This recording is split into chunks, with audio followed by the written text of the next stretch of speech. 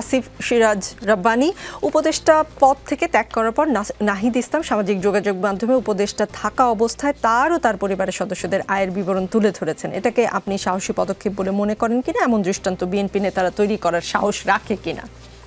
অবশ্যই আমি তার এই পদক্ষেপটাকে অবশ্যই প্রশংসা করি এবং আমি সাথেও বলবো যে বিএনপি নেতাদেরও এই সৎ সাহস আছে যে তারা এটা প্রেজেন্ট করবে আগামীতে ইনশাল্লাহ যখন আমরা রাষ্ট্র ক্ষমতায় আসবো। জি, যেটা আজকে বিএনপির ভারপ্রাপ্ত চেয়ারম্যান তারেক রহমান বর্ধিত সভায় বলেছেন, সরকারের নিরপেক্ষতা নিয়ে ইতিমধ্যেই জনমনে সন্দেহ সংশয় সৃষ্টি হয়েছে।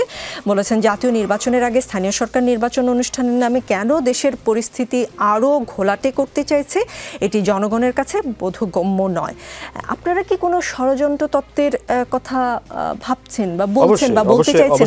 BNP out, Tarique Rahman out, এমন একটা তত্ত্বের কথা শোনা যাচ্ছে, বাতাসে ভাসে। মানে এইটা কি আপনারা নিশ্চিত হয়ে কিছু বলছেন নাকি সন্দেহ করছেন?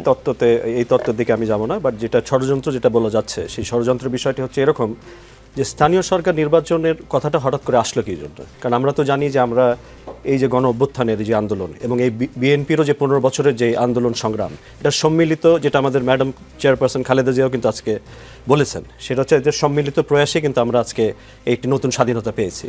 এবং এখানে কিন্তু যে 16 বছর যে মানুষ যে তার ভোটাধিকার দিতে পারেনি, এটা তো তাদের রাইট, এটা তাদের ফিরে পাওয়াটাও তাদের রাইট। তো আমরা যখন বিএনপি একটি লিবারেল ডেমোক্রেটিক পার্টি, তো নির্বাচন চাওয়াটা কিন্তু এটা অপরাধ নয়, তারা আমরা নির্বাচন চাইতেই পারি। তো যেখানে আমরা জাতীয় নির্বাচনের দিকে জনগণ চায়, সেখানে হঠাৎ করে স্থানীয় নির্বাচনের যেই তত্ত্বটা নিয়ে আসাটাই আমার কাছে একটা ষড়যন্ত্র মনে হয়। যেটা আপনি -2 যে কথা বলছেন তার সাথে এটার কোনো লিঙ্ক আমি মনে করি না। বাট যেখানে এখানে এই তত্ত্বটা এই কারণে যে স্থানীয় নির্বাচনটা আমার মতে বা আমার দলের মতে এটা আওয়ামী পুনর্বাসন প্রকল্প ছাড়ার কিছুই নয়। এটা ফ্যাসিবাদকে আবার মাথাচাড়া দিয়ে উঠার একটা সুযোগ আমি সৃষ্টি করে দিতে চাই। তাহলে এটা কারা চায়? যারা আজকে এই ফ্যাসিবাদের পতনে আমরা সবাই হাতে হাত রেখে কাঁধে কাঁধ রেখে কাজ করেছি, তাহলে কেন আবার আমরা এই ফ্যাসিবাদকে আবার নতুন করে এদেরকে জাগাতে চাই?